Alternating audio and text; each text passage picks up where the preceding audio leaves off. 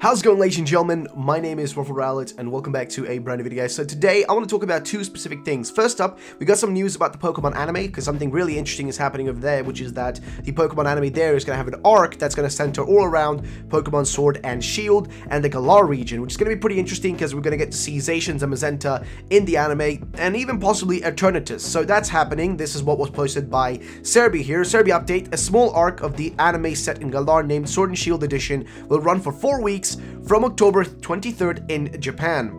And he clarifies here that this is, people wouldn't get confused, that this is literally the main anime, the current anime with Ash and Go, right? So basically, yeah, they're going to go to Galar. We're going to see Sword and Shield kind of represented in the anime, which we haven't really seen prior. It hasn't really happened properly yet. So, hey, it's happening for real this time. So get excited, get ready, because it's going to be happening. Now, next up, though, the second thing that's kind of worth noting here is that this is only going to run for this part now, so it's kind of strange. I don't know if you guys have noticed this, but this anime is, it's a journey, right? So they're going from different regions, different region, and this is the first time it's going to really center around Galar fully. But if it's going to only run for about 4 weeks, which what is that? Like a small arc of like maybe 4 episodes, I guess, if it's like 1 episode per week, which is what I'm assuming it is, that's a really small amount of like actual things happening. That seems like a really small amount of episodes, which makes me kind of wonder like why they decided to go this direction with the anime, where they could have gone a really different direction fully and made something, well, I mean,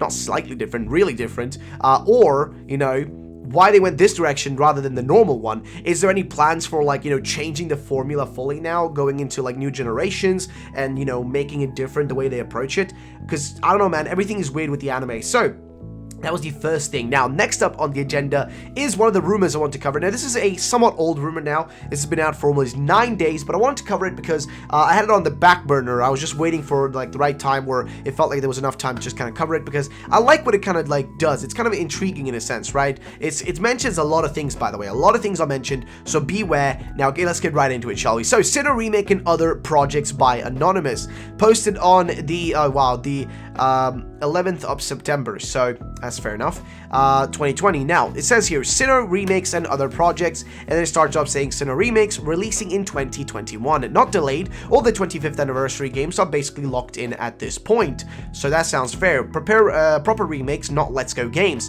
which makes sense. Now, people have been saying, like, I've been seeing a lot of comments like, oh, we're not gonna get ourselves no Gen 4 remakes. People are like, oh, it's never gonna happen, they're not gonna do it. Where people are not realizing, remakes are a money-making, like, gold mine for the Pokemon Company and Game Freak and Nintendo. Why in the world would they stop doing them? They know people want it. They know there's enough hype for Gen 4 to happen. They know people that didn't even buy Gen 4 back in the day, or even have no nostalgia for it, will still buy it because it's a new Pokemon entry for the Switch, and the Switch needs more games anyways. People want more games on it, so of course they're gonna buy it.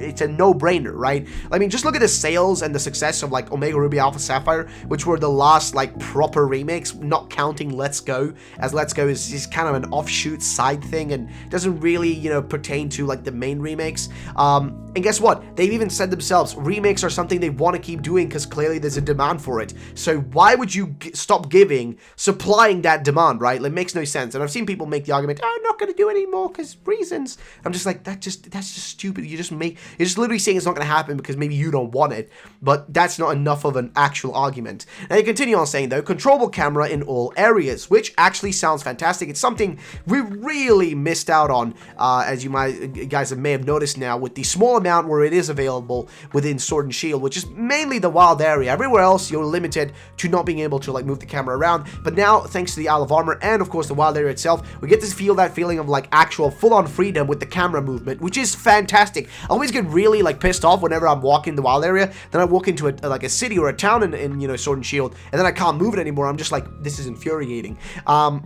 But it's a money-saving tactic for doing that, right? Because by doing that, they don't have to model certain areas where, they know you won't be able to rotate the camera to check them out. So they do that mostly for a money-saving reason, which is the same reason they did that same way, like the locked-on camera in like back in Gen 4, Gen 5, and even like prior to that. Of course, more limitations back in Gen 3, but either way. So Mount Coronet Wild Area equivalent will be better than the wild areas in Sword and Shield DLC, which that sounds good. I'm always on board for that. Then he says, Great March has Let's Go catching. Now, why do so many rumors try to suggest this?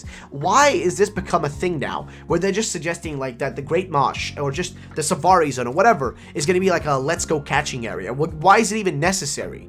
Like, I don't get that. Is this just something that's become like now a commonplace for them to put into these rumors? Because it just doesn't make any sense. What's the purpose of even having it at all? Just leave it out. It's not like a feature that anybody's really missing out on. If you want that sort of catching, you have an actual, like, constantly updated game with a huge player base, aka Pokemon Go, you can play for that specific sort of gameplay, or you can play Let's Go Pikachu, Let's Go Eevee. Then again, if you want to see that feature return again, I mean, hey, you can always wish for it. Though I personally don't see any reason to bring that back, as I feel like it's a feature that's really unnecessary for the Pokemon games, because we already have a formula that works well for, you know, catching and battling and all that sort of stuff.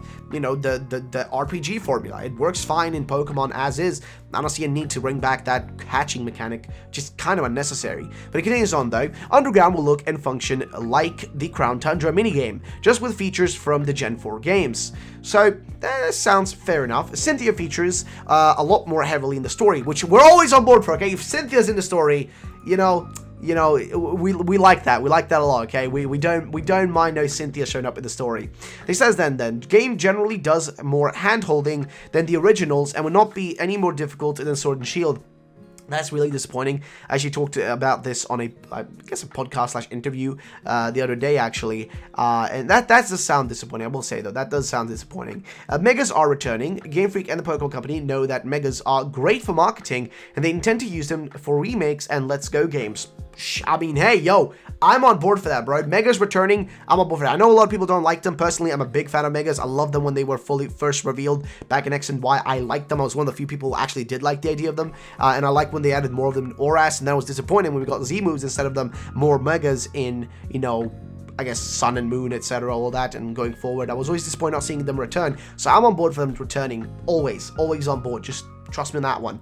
So, it continues on though. Megas are returning. Alright, so legendaries get primal equivalents. They activate by having Palkia, Dialga, Giratina break their orbs to use them like consumable items. Orbs will reform after battle. Okay, Arceus, mythical event, and Battle Frontier locked behind DLC. Never a big fan of that. Looks much better than Sword and Shield in the same way that Ultra Sun and Moon improved graphically from Sun and Moon. It didn't though, so I guess you're talking like BS there a little bit, because there wasn't really a big upgrade there. It really wasn't. It was just kind of, it really wasn't. I don't know what he's talking about here. I really don't see what he's talking about here. I mean, am I forgetting something? Did they graphically improve? Because I don't remember they being graphically improved. As far as I remember, I don't think it is. I mean, maybe I'm wrong. Maybe I'm remembering wrong. I don't know. These games have been in development for a long time. 2017 is when the team started writing the story for the game and drawing up concept art. Really? For Diamond and Pearl remakes? Why drawing up concept art for a game that you kind of already have concept art for? Seems a little bit odd. I mean, I guess you need concept art for like new models, you know, like just for what the buildings might look like now when they're going to be full on, you know, bigger 3D and higher quality 3D and on a Switch as well. So I guess I could see some of that, yeah. But writing the story, wouldn't you just kind of carbon copy paste the story and add in like maybe something like a Delta episode similar to Oras? Because Oras is pretty much the same as something like Emerald or I guess Ruby and Sapphire, right? It's pretty much like that. And then you get kind of the Emerald part of those games rather as a Delta episode, right? So that's the only part where I feel like you know, a big part of the news story came into play, but everything else is pretty much the same, right? So I don't know. Either way, next up though, Pokemon Snap 2 releasing in 2021, not delayed, will feature regional gateway passes as DLC to take pictures in famous locations from the franchise. Sinnoh expansion releases first with locations like Mount Coronet and the Great Marsh. Alright, then he says, Let's Go Johto, development slowed, originally set for a 2022 release. Fair enough. Then, Generation 9, development slowed significantly, originally set for 2022 release, region based on China for the most part. So this is confusing. He says, both were originally set for 2022. Why would you release Let's Go Johto and Gen 9 in the same year? That's just, something is wrong there, okay? Like, that doesn't make any sense. Also, being based on China, that's a little bit risky. I don't think a full-on, you know, like a... I know that there's a connection now between the Pokemon Company and Tencent, which is a Chinese company.